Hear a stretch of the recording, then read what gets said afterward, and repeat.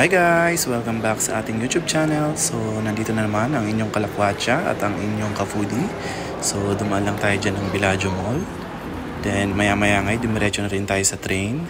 Siyempre, bago tayo sumakay ng train, kailangan outfit check muna tayo dyan guys. Then, maya-maya ngay, nandito na rin tayo sa may soup. Then, ang una namin ginawa ay kumain muna ng dinner. So, pinuntahan namin yung paborito namin Filipino restaurant dito guys, yung Short Time. So, improve na nga pala yung menu nila. Plastic na siya guys. Parang yung dati mong friend. Siyempre, kasama natin ngayon ang Kakiti at ang inyong Kapurangkay. Sizzling night nga pala ngayon guys. So, dahil ang order nila ay sizzling bulalo. At ang sa atin naman ay sizzling lipsil.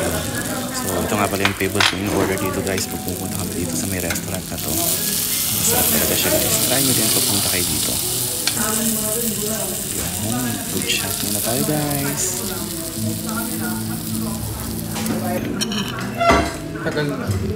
Then maya ay umalis na rin kami after namin kumain at pumahinga. Then dumiretso na kami dito sa may Gold Souk. Ayan guys, tingnan nyo naman, napakaraming ginto.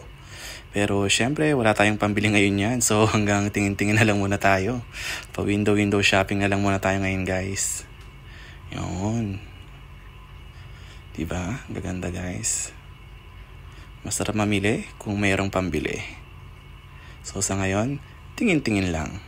Then after namin dyan guys, pumunta na lang kami sa may coffee shop dito sa may Alsad. So ayan, for refreshment. Then after that, pumunta rin namin yung Kalakwacha.